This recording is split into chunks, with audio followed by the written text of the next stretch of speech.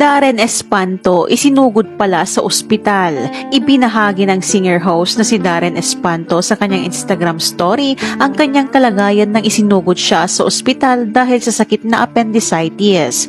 From the airport to the hospital, sabi sa inyo, grabing plot twist nangyari sa akin Appendicitis suddenly hit during my flight back to Manila. Was supposed to be back on Showtime today but emergencies happened talaga. Shout out to my family and friends who have prayed for me. Saad ni Darren sa kanyang post, humingi rin ng patawad ang singer sa mga producer ng shows na kanyang dadaluhan. Wish niya raw na sana'y makawork pa rin niya ang mga ito soon. Nauna nang inanunsyo ng Star Magic ang pagkansela sa show ni Darren. Kabilang sa canceled performance ni Darren ay sa Tandaya Festival sa summer sa August 11.